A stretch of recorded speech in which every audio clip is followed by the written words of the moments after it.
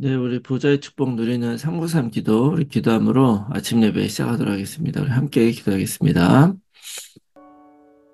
살아계신 하나님 아버지, 감사합니다. 이 시간도 그리스도 언약 잡고 복음 누리는 기도하게 하시니 감사합니다. 주는 그리스도시요 살아계신 하나님의 아들이심을 믿습니다. 예수님은 나의 모든 죄를 사하신 나의 참 제사장이요 나를 사단의 손에서 건드신 나의 참된 왕이요 나에게 영원한 생명을 주신 나의 참 선지자이심을 믿습니다. 그리스도는 내 인생 모든 문제 답이시며 내 삶의 주인이심을 고백합니다. 지금 이 시간 기도하는 나에게 주의 성령으로 충만하게 역사하여 주옵소서. 하나님, 지금 이 시간 성삼위 하나님께서 말씀으로 내 삶 속에 성령 충만함과 오력을 더하여 주시옵소서. 말씀을 선포하시는 성부 하나님, 그 구원의 말씀을 성취하시는 성자 그리스도 예수님, 말씀으로 나와 함께 하시는 성령 하나님이 영력, 지력, 체력, 경제력, 인력으로 충만하게 하사 237 나라 5천 종족을 살리게 하옵소서. 하나님, 지금 이 시간 기도를 통하여 보좌의 축복 9가지가 나에게 세팅되게 하여 주시옵소서.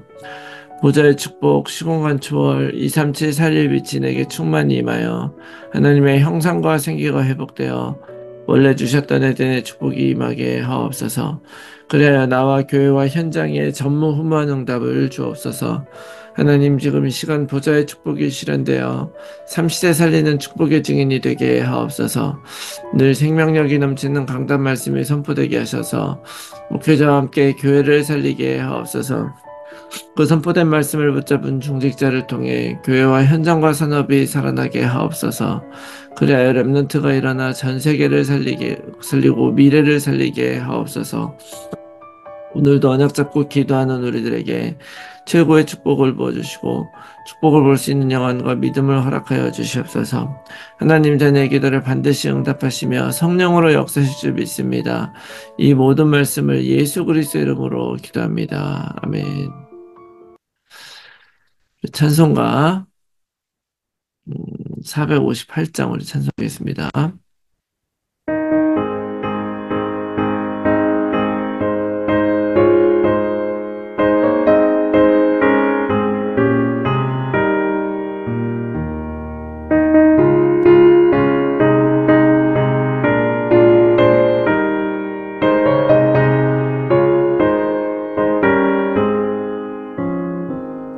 너희 마음에 슬픔이 가득할 때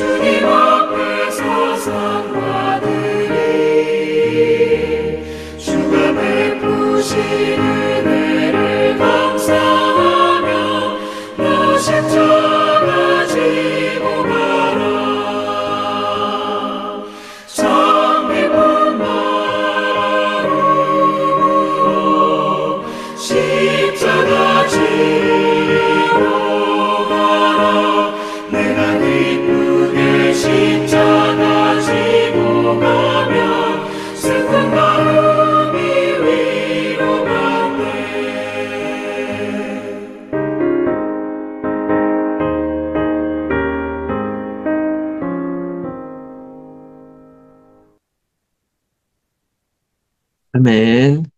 오늘 아침 하나님께서 우리에게 주시는 말씀, 마가복음 6장 14절에서 29절 말씀입니다. 마가복음 6장 14절에서 29절 말씀 제가 읽겠습니다. 이에 예수의 이름이 드러난지라 헤롯 왕이 듣고 이르되 이는 세례 요한이 죽은 자 가운데서 살아났도다. 그러므로 이런 능력이 그 속에서 일어나느냐 나느니라 하고 어떤 이는 그가 엘리야라 하고 또 어떤 이는 그가 선지자니 옛 선지자 중 하나와 같다 하되 헤롯은 듣고 이르되 내가 목벤 요한이 그가 살아났다 하더라.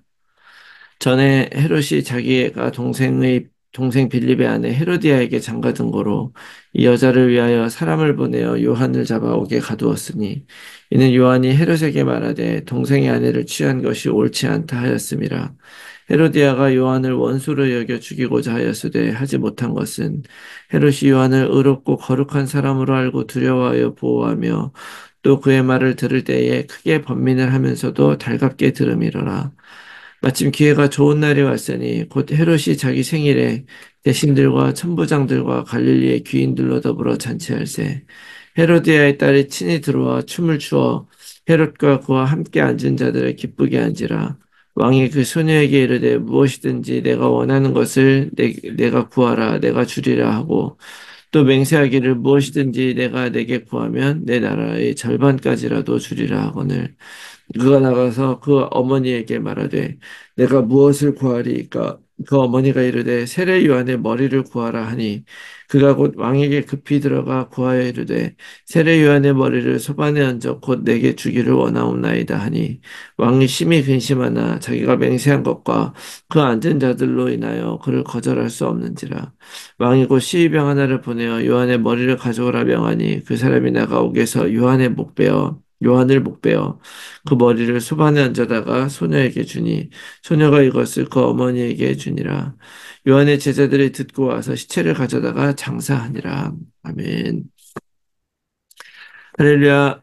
새로운 하루가 시작이 되었습니다. 세상에는 수없이 많은 소리들이 들려오곤 하죠.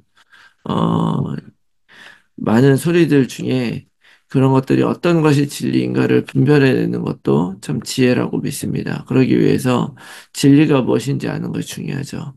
예수 그리스도가 진리고 오직 하나님 말씀만이 진리인 줄 믿습니다. 오늘도 이 진리 위에서 우리에게 들려오는 모든 소리들 속에 참된 진리를 분별해내는 여러분들이 되시기 바라고요. 그러기 위해서 오늘도 예수님은 그리스도 모든 문제 해결자이시고 오늘도 우리와 함께 하시는 임마누엘 하나님이심을 믿습니다.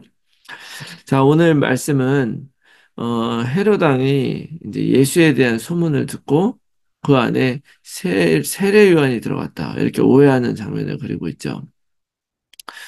예수님 당시에 이 이스라엘의 정치가 어떻게 되어 있는가를 조금 알 필요도 있습니다. 원래 이스라엘은 이제 왕들이 쭉 있었잖아요. 그러다가 이제 바벨론에게 다 망하고 그러고 나서 이제 로마가 그 이스라엘을 이제 다 차지했죠. 그러다가 중간에 이제 신약이 되기 직전에 그 한번 독립을 한 적이 있습니다. 그때 독립을 하고 세워진 왕이 하스모니아 왕가라 그래가지고 이제 그 하스모니아 왕가에서 왕을 차지했어요. 그런데 그 왕도 조금 있다가 다시 로마한테 다시 재정복을 당하게 되죠. 그래 다시 정복을 하게 돼서 하는데 로마가 어떻게 이제 여기를 다스리게 되었냐면 총독을 두고 그다음에 그 지역을 다스리는 이스라엘 왕을 허락을 하는 거예요. 그때 이제 헤롯 대왕이라고 하는 사람이 자기가 이제 왕이 되겠다고 나와요. 근데 이 헤롯 대왕은 원래 그 에돔 사람이거든요. 에돔 사람이 이스라엘 왕이 되기 어렵잖아요. 에돔은 에서의 후손인데. 그래서 자기가 왕이 되려고 온갖 정치적인 그 술수를 씁니다. 로마에 가서 이제 막 뇌물도 바치고 막 그러면서 결정적으로 하스모니아 왕가에 있었던 공주와 결혼을 해요. 그래서 하스모니아 왕가 사람이 됩니다. 그렇게 돼가지고 이제 왕이 되죠.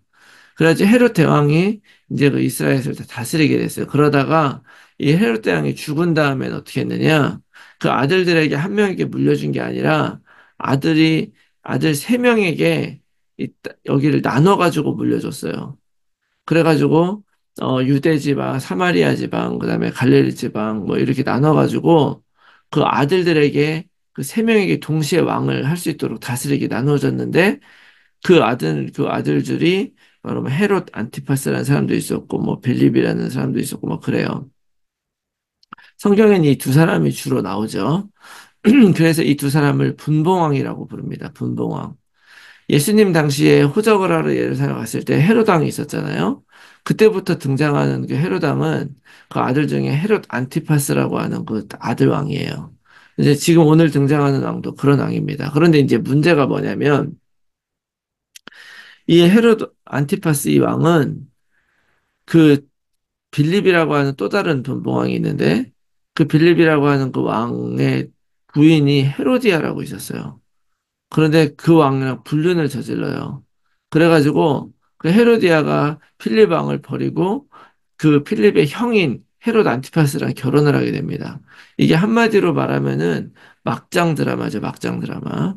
그러니까 이런 일이 일어났는데 왕이 그런 일을 하니까 사람들이 아무런 말을 하지 못했을 때에 그때 세례 요한이 그거는 율법적으로도 옳지 않고 잘못한 거라 그러면서 굉장히 이제 뭐라고 했죠. 그래가지고 이제 헤롯도 그게 이제 못마땅했어요. 내가 내 사랑을 찾아서 결혼하겠다는데 저게 뭔 상관이냐 이러면서 있었는데 그렇지만 또 한편으로는 그때 그 당시에 세례 요한이 사람들이 이게 그리스도가 오신 게 아니냐 막 이럴 정도로 사람들이 많이 따르고 있었고 또 사실은 틀린 말이 아니잖아요. 그러니까 이제 굉장히 세례 요한을 의롭고 거룩한 사람으로 알고 두려워하며 보호했다 그러죠. 그래가지고 사실 그 와이프 헤로디아는 저 세례 요한 죽여라. 내가 여기 와서 결혼하는 거 이렇게 싫어하니까 죽여라 그랬는데 죽이지 않고 그냥 옥에만 가둬놨어요. 부인에게 어떻게 할 수 없으니까 부인 말도 듣고 또 그러나 죽이긴 어렵고 그러니까 이제 세례 요한을 옥에다 가둬놨거든요. 간혹가다 이제 세례 요한의 제자들이 예수님에게 와서 뭐 이렇게 막 물어보면서 이렇게 얘기를 하잖아요. 그때 이제 세례 요한이 옥에 갇혔을 때가 이제 바로 요때입니다. 근데 그런데 이제 그런 일이 있었는데 그런 일이 있은 후에 1년 후의 일이 바로 오늘 사건이에요. 예수님이 이제 많은 기적을 베푸시고 이제 공생의 3년 차에 들어가면서 제자들을 보내면서 제자들까지도 가면서 많은 증거들이 막 일어나기 시작을 하니까 이제 사람들이 점점 더 많은 소문을 듣게 되고 그 소문이 헤로데게까지 이제 들어가게 된 거죠.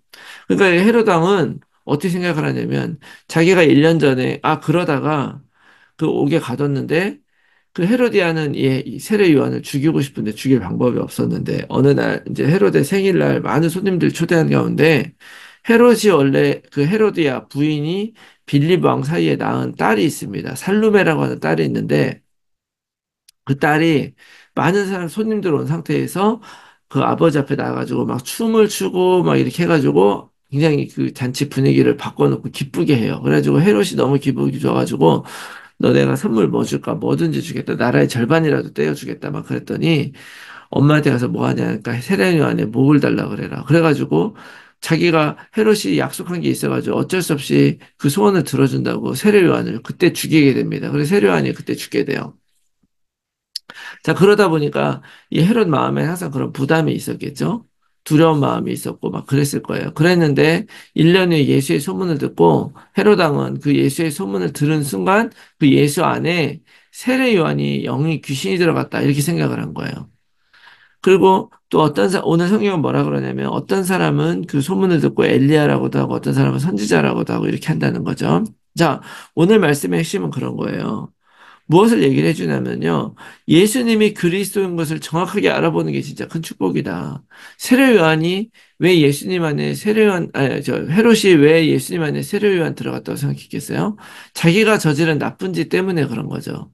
어떤 사람들은 예수님의 소문을 듣고 그가 엘리야다 선지자라고 하는 이유가 뭐겠습니까? 그 안에 내 그 마음속에 그 경향이 있는 거예요. 동기가 있는 거예요. 나에게 어떤 기적이 필요하고 내가 원하는 걸 이루고 싶으면 그걸 이뤄줄 사람으로서의 선지자, 엘리야, 또 뭐 그런 사람들이 필요한 거죠. 그리고 헤롯은 왜 세례요한이라고 했겠습니까? 자기가 저지른 일에 대한 후회도 있었겠죠. 그 세례요한 죽이고 나서 자기 벌 받을까 했는데 그 세례요한이 다시 살아났으면 좋겠다. 그랬으면 좋겠는데 그런 사람이 또 나타났다니까 이거 세례요한이 다시 온 거다라고 하면서 나름대로 자기 스스로의 위안을 삼았던 거예요. 예수님이 하신 똑같은 일을 놓고 사람들이 왜 이렇게 다르게 생각하느냐? 다 내 안에 뭐가 있느냐에 따라서 보라는 거죠. 그렇다면 중요한 것은 이거죠. 하나님, 이번 주 메시지도 그의 이름을 아는 자인데 사단 마귀는 우리가 그 예수님을 정확히 알지 못하도록 온갖 일을 많이 한다는 거예요. 굉장히 많은 일들 하면서 우리의 생각과 이런 관점과 초점을 바꿔놓으면은 이렇게 잘못된 인식을 하게 되는 것이다. 그렇기 때문에 우리는 우리 자신을 먼저 잘 돌아봐야 됩니다. 진짜 우리에게 뭐가 필요한가? 내가 잘못된 거를 요구하면 필요하다고 생각을 하면 예수님이 하나님이 하시는 모든 일들이 다 그걸 위한 것처럼 보이는 거예요. 하지만 그렇지 않죠. 우리가 진짜 나에게 필요한 것은 예수님이 예수님으로 보이고 예수님이 정말 나의 모든 근본 문제를 해결하시고 내 인생의 모든 것들을 이끌고 가시는 구세주로 보여야 되는 것입니다. 이렇게 보이고 그렇게 고백하기 위해서는 내 안에 정말 그런 마음이 있어야 되는 거죠. 내가 진짜 하나님을 떠나 불가능한 사람이구나. 세례 요한이 고백하듯 50분의 그 신들매조차 자기는 매기도 부끄럽다라고 얘기하잖아요.